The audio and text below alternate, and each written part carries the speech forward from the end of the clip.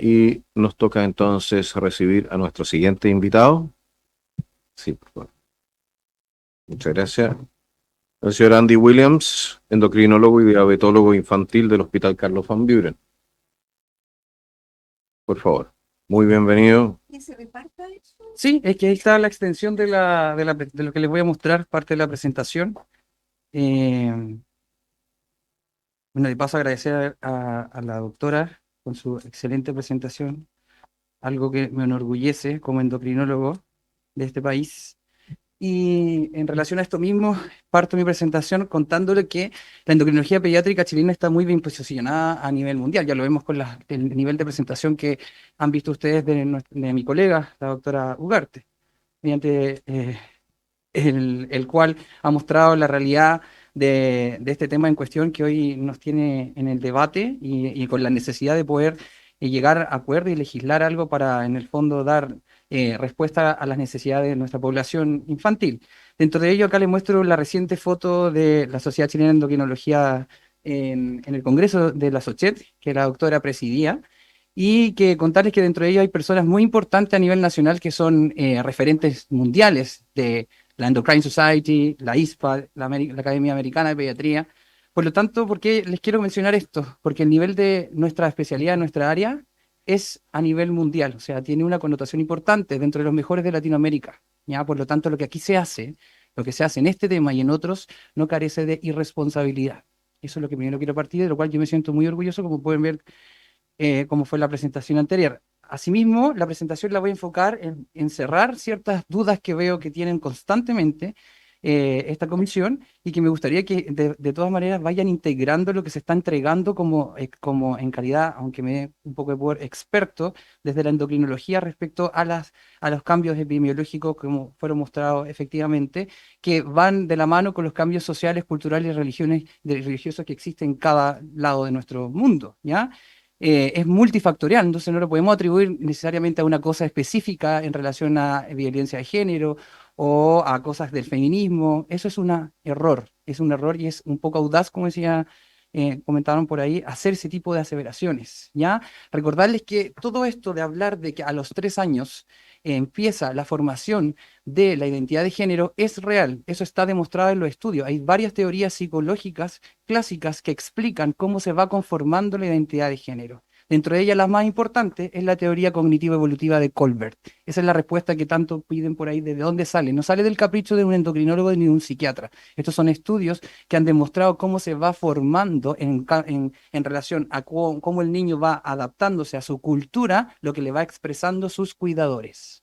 Por lo tanto, esto es lo que nos toma nos da como esta expansión de la edad para iniciar un tipo de acompañamiento y no tratamiento en las personas que expresan género diverso desde la infancia. ¿Por qué? Porque esto lleva a exposición de vulnerabilidad en muchas áreas. Y continuando con lo mismo, también tienen que recordar, como lo mencionaron antes, existen teorías, hipótesis neurobiológicas que explicarían que existe una variación en la diversidad de género, en la identidad de género y que nosotros como endocrinólogos no desconocemos, las sabemos y por lo tanto como responsablemente las tenemos que hacer saber a toda la población. Como les menciono, son simplemente hipótesis, no es nada comprobado, ¿ya? Dentro de ellos la teoría neurobiológica en el cual existiría un timing asincrónico en la impregnación androgénica cerebral durante el periodo prenatal, estaría como siendo lo más latente, pero como les digo, no hay evidencia suficiente para decir que esta es la causa de la diversidad de género. Y asimismo, como avanza la tecnología en el mundo, existen también estudios en relación a polimorfismo genético en el receptor de estrógenos cerebrales en la población transmasculina, que son asignados femeninos al nacer. Y por ahí también respondo una pregunta, ¿por qué pudiese ser que vemos tanto en este tipo de población? También podrían haber alguna asociación, pero no tenemos la suficiente evidencia para darle la causalidad a que exista una variación genética que explique una identidad de género diversa. Como les menciono, lo tengo que exponer porque es parte de lo que nosotros hacemos y que sabemos que es real, pero son hipótesis, no las negamos. ¿Ya? Y aquí me quiero diferenciar inmediatamente con lo que es el PAIC. Yo voy a hablar desde la endocrinología, ¿ya? No del PAIC. El PAIC tiene otras funciones que ya han sido repetidas muchas veces, no tienen que ver con prescripción de medicamentos e incluso para que ustedes sepan, ellos no pueden hacer interconsultas médicas porque quienes están en el PAIC no son médicos. Independiente que estén insertos o no en algún programa local de identidad de género de algún hospital. Eso es una normativa interna. El PAI, según la normativa, no tiene facultad de hacer interconsultas médicas. Por lo tanto, al endocrinólogo no vienen derivados desde la dupla PAI, tienen que ser derivados a un médico referente, ya sea de a nivel primario o de su hospital, para hacer la interconsulta médica a endocrinología. ¿Cuándo lo hacen? Cuando el paciente con su familia así lo desea. No porque tenga 3 años y el niño diga miau, los vamos a mandar al veterinario. Como esa es la caricaturización que se está haciendo respecto al PAI, que me parece muy ofensiva. Y yo que sí estoy frente a la familia y a los pacientes, lo veo con mucho dolor. Y respecto a esas preguntas que tienen, ¿de dónde sale el modelo de afirmatividad del modelo? Bueno, existen terapias en relación a cómo abordar la identidad de género. Ya existían terapias que se llamaban antes la reparativa o conversiva. Está la terapia afirmativa, está la terapia de aceptación y de compromiso del paciente y está el modelo holandés. Dentro de ellos, les dejo expreso ahí la bibliografía para que la puedan revisar en calma. En la que tiene mayor aceptación es la afirmativa, que permite una fase de intervención de modelo integrado psicosocial que está dirigida a aclarar la identidad sin plantearse el desafío de cambiarla para hacerla congruente con su sexo asignado, poniendo énfasis en la exploración de los aspectos en el conflicto respecto del género y aliviar los sentimientos disfóricos. Disfórico significa incongruencia. La disforia de género es una patología de salud mental. Los niños trans no todos tienen disforia, me detengo, mejorando con ello la salud mental y el autoestima. Y luego viene la fase médica y la fase quirúrgica. Por eso se menciona tanto en las guías internacionales como la Endocrine Society y la WPATH el modelo afirmativo. Esa es la bibliografía, esa es la realidad y eso tiene estudios que han demostrado que tiene menor porcentaje de exposición a vulnerabilidad durante este periodo, disminución de las terapias, perdón, del porcentaje de suicidio adolescente y de exposición a situaciones de riesgo con sus pares en los colegios. Sigo avanzando, esto mismo un poco, la Academia Americana de Pediatría y no la Academia de Pediatras de América, que es el colegio de pediatras es distinto a la Academia Americana, esto es mucho más grande, es ella, el año 2018, con todas las revisiones que les muestro, que desestima utilizar el modelo conversivo reparativo, porque eso va en contra de la naturalidad, ¿ya? Y cambia a este modelo afirmativo, la Academia Americana de Pediatría, donde mencionan que las variaciones de la identidad de género y la expresión de género son parte de la diversidad humana, incluye incluso más allá del no binario, y esto se realiza porque lo que busca este modelo es generar una interacción multidisciplinaria entre el apoyo a los padres y familia, desestigmatizar, promover la autoestima, facilitar acceso a la salud, educar familias, promover espacios seguros. En ningún momento incidir en que se acepte completamente como quieren hacer pensar cuando decimos afirmativo, en que el niño mantenga su identidad de género. Como lo vuelvo a colocar antes, está dirigida a aclarar la identidad. Por lo tanto, eso es parte de la exploración, ¿ya? No es fomentarla, ¿ya? Porque eso es un error de concepto. Y esto es súper importante también porque respecto al abordaje como médico, al no realizarlo, justamente mi colega menciona todo el tema de la plasticidad neuronal y el estudio que existe hoy en día a nivel año 2024 respecto a los estudios funcionales cerebrales ¿cómo se llama? De las conexiones que existen.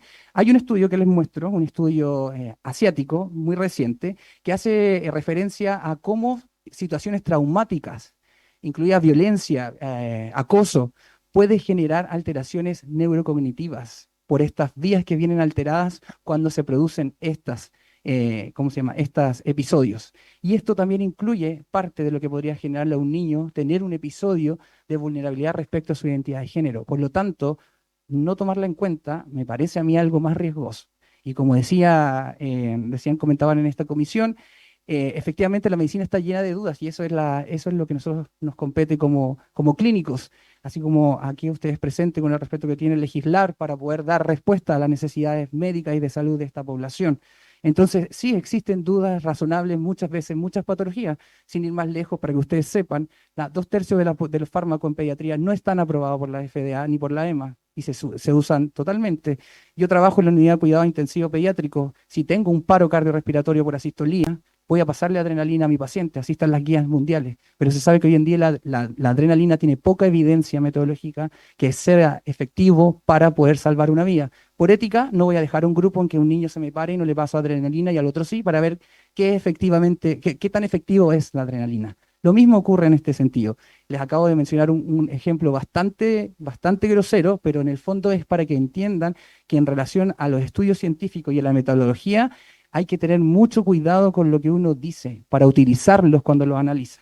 Y por esto mismo, en relación a lo que se menciona de los estudios que no existen, yo no sé por qué no han presentado o no han tenido conocimiento de que existe un estudio de calidad de vida acá chileno, del grupo de la Universidad Católica, en que se hacen encuestas a través de una herramienta internacional que se llama KidScreen, que evalúa no solo al niño la vivencia, sino a sus padres, y que tiene fue publicado en una revista científica revisada por pares, ya a nivel internacional del equipo de la Universidad Católica, en el cual vemos principalmente a modo de resumen la estadística de un N de cerca de 100 pacientes, ¿ya? Que tienen expresión de género diversa, y con un grupo de control en que encontramos en estos cuestionarios diferencias significativas que podemos ver en lo que se llama metodológicamente cuando les presenten una tabla, el p-value, que tiene significación clínica y estadística y por lo tanto clínica, todos los dominios que acá se mencionan respecto a bienestar emocional, autopercepción, autonomía, desarrollo con sus pares, siempre los niños trans nacionales de esta población, de esta corte, tienen puntajes menores. Asimismo, ¿qué cosas son las más diferentes que han ido cambiando con el tiempo el desarrollo del desenvuelve en los colegios? Asimismo, la percepción que tienen los padres también nos muestra que incluso aquellos padres o cuidadores que tienen niños trans, también ellos pueden tener un sesgo en cuanto a los cuidados o la percepción de qué tanto sufre el niño que expresa una identidad de género diversa. Y eso en el fondo son factores que exponen a nuestro niño y los vuelven vulnerables. Es por eso que de ahí nace la necesidad de acompañar estas realidades en la infancia, ¿ya? No es capricho ni de los psiquiatras ni de los médicos, porque nosotros, por nuestra profesión, queremos acompañar y ayudar y no enfermar, ¿ya? Respecto solamente conclusiones del informe CAS, que ya todos conocen, que han leído, me imagino, esto es un informe que no fue expuesto en una revista científica, por lo tanto no tiene revisión de pares, no tiene la misma metodología para darle una calidad de un estudio sistemático. Utiliza revisiones sistemáticas y además agrega lo que comentaron previamente, otros enfoques, otras visiones, pero no es un estudio científico validado, es un informe. Por eso se llama informe CAS. Y fue del grupo inglés independiente. Y en ellos, aquí me detengo también porque se hace evaluación respecto a la literatura que tenemos disponible. Y acá, en el fondo, los estudios que se tienen disponibles para poder evaluarlos, todos ellos, o la mayoría, carece de algún tipo de evidencia robusta. Pero eso no quiere decir que eso se vaya a desestimar. Tenemos guías clínicas nacionales con poca evidencia científica que lo ocupamos precisamente a diario en muchas áreas, para que ustedes sepan. Que no tenga una una buena calidad no significa que no sirva. Hay estudios pequeños, con N pequeñas, que las diferencias son significativas y que por lo tanto nos ayudan a dar un tratamiento y una terapéutica para poder ayudar a estos pacientes en distintas enfermedades. Por eso hay que tener mucho cuidado y por eso precisamente hay científicos del área de la medicina dedicados a la evaluación de esto. Por eso hay que tener mucho cuidado por cómo se interpretan las tablas que se presentan o cómo uno lo va a utilizar, ¿ya?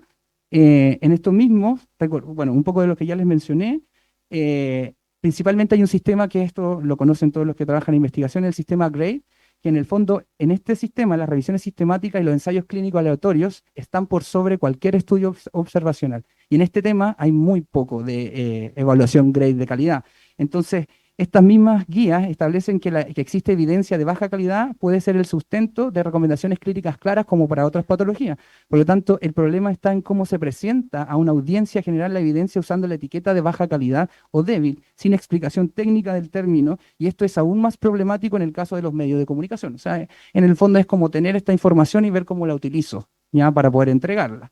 ¿Y qué dice que no dice? No hace referencia a evidencia alguna de que cuenta posibles daños físicos o psicológicos causados por la transición social, el uso de los bloqueadores puberales y de las hormonas cruzadas. A diferencia de lo que algunos medios han reportado, este informe no generó datos nuevos. Y esa es la realidad. Eso nosotros lo conocemos. Lo que ellos exponen ahí es lo que sabemos. Por lo tanto, el informe CAS no recomienda prohibir el uso y acceso a los bloqueadores de pubertad. Tampoco no recomienda prohibir la transición social para ningún grupo de edad. CAS recomienda que niños y niñas prepuberales y sus familias puedan acceder tempranamente al apoyo necesario por parte de profesionales calificados para tomar decisiones relacionadas con la transición social, lo que ocurre hoy en Chile, aunque no lo quieran ver algunos colegas. Dentro de las conclusiones es un documento controvertido, no genera datos nuevos y las recomendaciones que contradicen las guías de tratamiento internacionales vigentes y afirmaciones que exceden muy significativamente el contenido de las revisiones sistemáticas, lo que ya les mencionaba. Y acá les muestro el modelo del mismo informe CAS, que no es tan diferente a lo que se plantea a través de la Endocrine Society y de la WPAD y lo que hacemos también acá en Chile, que carece de mucha irresponsabilidad. Y por lo cual solamente tiene diferencia en que ellos buscan la centralización de las clínicas para dar atención a estas realidades, a estos niños. Imagínense la centralización en Chile, lo que significa que un niño en Punta Arenas o en Arica tenga que viajar a Santiago para poder buscar algún tipo de acompañamiento en su proceso de transición a la que fuera. Que eso ya lo sabemos que es difícil en distintas áreas médicas para todo el país. Entonces, ¿qué sustenta las terapias hormonales de la endocrinología? Como mencionaron antes, desde el año 60 que aparecen en el manejo como análogos de GnRH, principalmente para el tratamiento del cáncer de próstata. Y cerca de los años 90 viene a utilizarse en la población con género diverso, precisamente con la argumentación endocrina, que todo endocrino formado en Chile sabe que la detención de la pubertad provoca cambios que son reversibles. La prolongación de ese tratamiento es lo que tiene, que está en evidencia, perdón, en estudio para demostrar qué ocurre en las poblaciones futuras y de lo cual nosotros no estamos desconociendo. Pero lo que se imparte en la universidad, lo que sabemos como endocrino es que son terapias reversibles o parcialmente reversibles, ¿ya? Y aquí les muestro un poco algunos estudios que muestran, que buscan identificar, que evalúan la supresión puberal en esta población. Acá les muestro la metodología, esto está compartido, y aquí este mismo estudio, el de Taylor, que es el más importante para mí, está incluido en la revisión sistemática del informe CAS, y de forma arbitraria, aunque ustedes no lo crean, acá mencionan con colores cuáles tienen alta calidad, o baja calidad, o media calidad, y cuando hacen sus conclusiones, ellos las obvian. ¿Por qué? No lo sé, eso habría que preguntarle a los autores. Resultado de la salud física, carga metabólica ya mencionada, y lo que ellos mencionan esto es que faltan estudios de alta calidad que evalúen el impacto de la supresión puberal en adolescentes que experimentan incongruencia de género. No se puede sacar conclusiones sobre el impacto de la supresión puberal en disforia, salud mental, psicosocial, desarrollo cognitivo, fertilidad y la salud ósea y altura pueden verse comprometidas durante el tratamiento, que es lo que sabemos. Eso ocurre en los pacientes cisgéneros. Acá les muestro otro estudio también que busca, que menciona en relación a los análogos, adolescentes que recibieron bloqueo puberal en Tanner 2 o 3 tenían menos ansiedad, depresión, estrés, dificultades de internalización y de adhesión suicida al compararse con sus pares que no tenían identidad de género y que no habían recibido bloqueo puberal. Y acá, ¿qué pasa con la población cisgénero? Que me parece súper importante mencionarle. ¿Qué pasa con los bloqueos de pubertad precoz, que no es el tema en cuestión, pero que resulta que ocupamos el mismo medicamento diariamente en niños en los cuales se frena su pubertad y que sabemos que los cambios cognitivos a futuro tampoco se saben que están presentes o qué tan presentes son en esta población futura, pero se ocupan igual. Dentro de eso, de estos dos estudios más grandes, la evidencia actual se centra principalmente en niñas con pubertad precoz y no en niños con pubertad precoz, con una calidad muy baja y baja moderada. Tienen mucha heterogeneidad entre los cortes y tienen diferentes enfoques en el uso de los análogos, con estudios de Ns muy pequeños, estudios con seguimiento de promedio a 3 años, tampoco existen en esta población que existan de más de 20 años, y el tratamiento con análogos mejoró en algunos casos la talla final en las niñas al comparar con aquellas que no fueron tratadas, y la reducción en el riesgo de la menarquia precoz, que eso es lo que sabemos como endocrinólogo. No encontró evidencia mayor de riesgo de sobrepeso o obesidad, y aunque sabemos que eso es uno de efectos secundarios que es muy probable, pero este estudio no lo menciona así. Respecto a fertilidad, solo un estudio muestra que existen más embarazos espontáneos en niñas tratadas versus las no tratadas sin aumento del riesgo de aborto espontáneo. La densidad mineral ósea dentro del rango normal para la edad de sexo antes y después del tratamiento. Evidencia preliminar de que la pubertad precoz puede conducir a ciertos problemas psicológicos y sociales sabidos por cualquier endocrinólogo. Y el impacto a largo plazo del tratamiento con análogos aún no está claro desde la visión cisgénero, a que no hay evidencia suficiente, pero se sigue ocupando en la población cisgénero de forma diaria. ¿Qué efectos secundarios que son tan controvertidos que tantas dudas le genera a todo? Pseudotumor cerebri, 2 casos en la revisión. Hipertensión, 4 casos. Epifisiolisis de la cabeza femoral, 5 casos. Reacción anafiláctica, 2 casos. Reacciones locales, muy variadas. y rama observado en adultos, en el cual se utiliza para cáncer de próstata y donde está la mayor cantidad de estudios reportados de efectos secundarios que se repiten de forma reiterada en redes sociales y también por quienes hacen las consultas en esta comisión, son de pacientes adultos que tienen un deterioro diferente, individual de la propia adultez para enfrentar este tratamiento. Por lo tanto, los efectos que vemos de este medicamento son diferentes. En niños, sí, sí lo son. Aquí tienen la referencia. Como conclusión, la evidencia actual respecto al uso de bloqueadores de pubertad no se puede aplicar directamente a los niños con pubertad precoz central porque solamente hablamos de niñas debido a la falta de datos sobre esta población. Se necesita más investigación, en particular ensayos clínicos randomizados a gran escala, multicéntricos o estudios comparativos de alta calidad con un seguimiento y duración adecuado que incluyan tanto a niñas como a niños antes de poder extraer conclusiones firmes. Importante recordar los principales factores que influyen en los efectos a largo plazo del tratamiento de GnRH, que nosotros sabemos y que se utiliza también en la población trans. Y respecto a esto, los supresores análogos en la población trans, la mejoría psicológica es evidente, parece estar relacionado, y aquí tengo la bibliografía actual, lo pueden revisar. Entonces, ¿cómo apoyan esto al bloqueo puberal? ¿Por qué hablamos de bloqueo puberal y salud mental? Porque esto permite el desarrollo del pensamiento operacional formales. Le doy un tiempo al niño en el cual requiere la intervención para explorarlo, no inhibirlo, sino detener que se sigan expresando sus caracteres sexuales secundarios, que me lo disforien, que lo pongan mucho más ansioso, que lo depriman, que lo inhiben.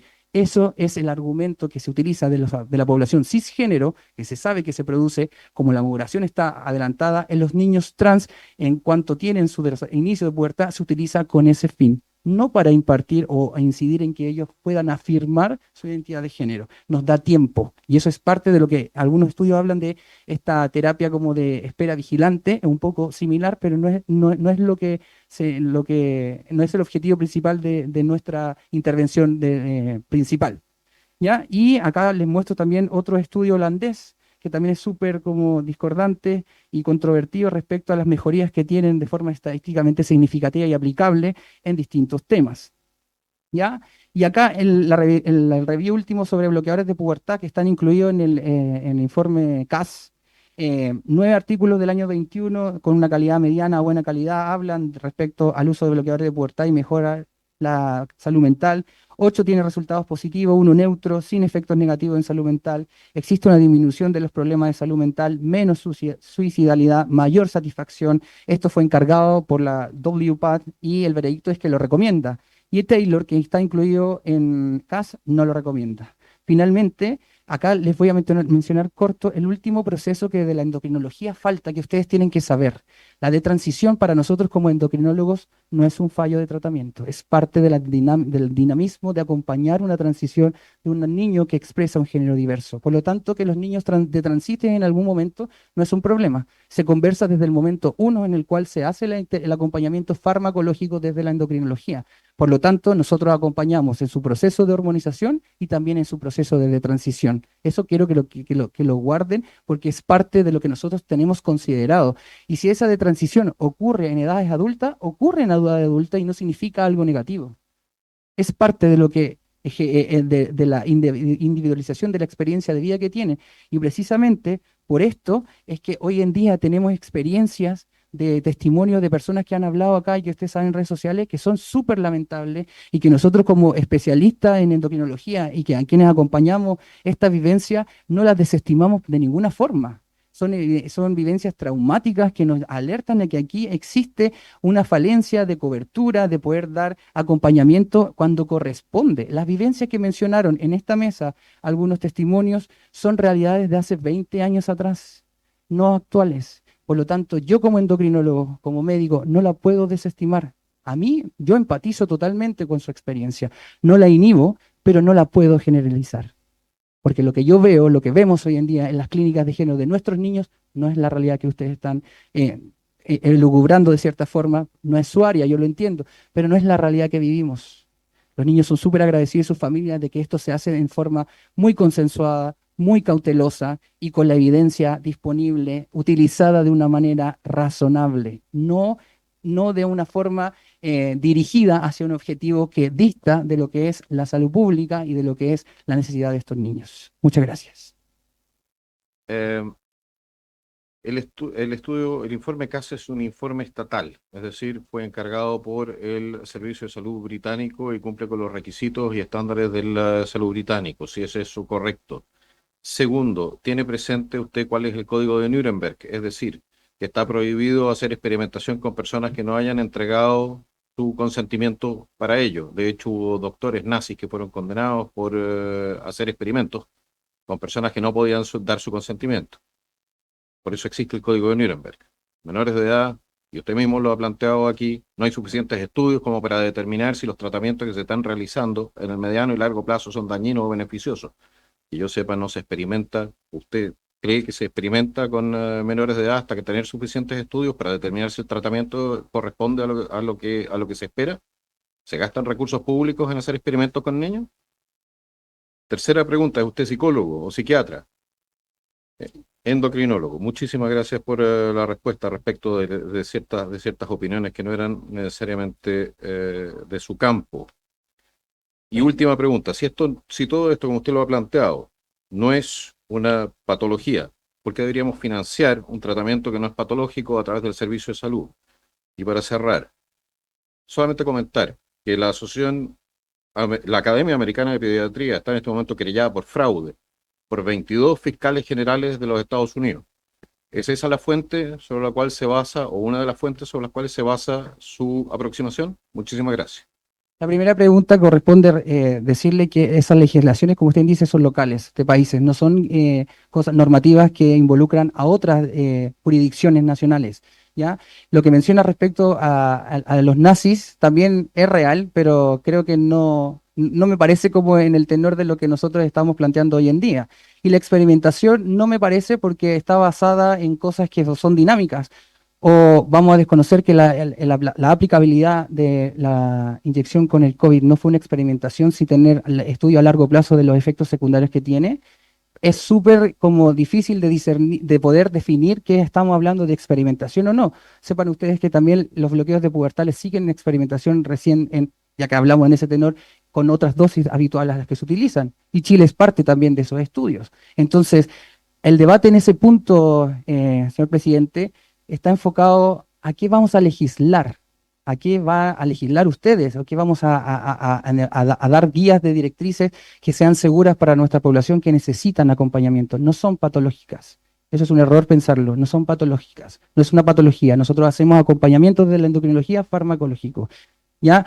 Cuando uno inserta un fármaco en quien sea, si género, binario, quien sea, tiene que saber los riesgos que tiene ese fármaco en su cuerpo, que es totalmente diferente a cualquier persona. Lo mismo ocurre con las inyecciones.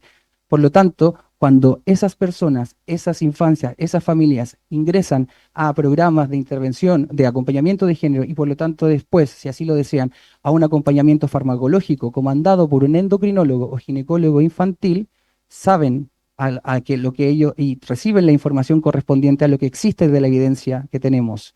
Si vamos a hablar de experimentación, entonces no vamos a poder hacer medicina nunca, porque vamos a seguir en la medicina de la experiencia, que no es lo que hoy día es la realidad de la medicina, es la medicina basada en evidencia.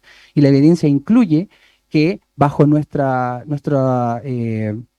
derecho de ejercer nuestra profesión en base a la calidad de nuestros estudios personales y de formación, podemos utilizar de forma criteriosa algunas guías o recomendaciones que puedan carecer de una alta calidad, como les mencioné antes, y ser la solución que mejore la calidad de vida de mis niños o de mis pacientes en algunas otras áreas que sí son patologías, y con eso puedo mejorar muchísimo y implementar políticas públicas que me ayuden a dar cobertura a esa falencia.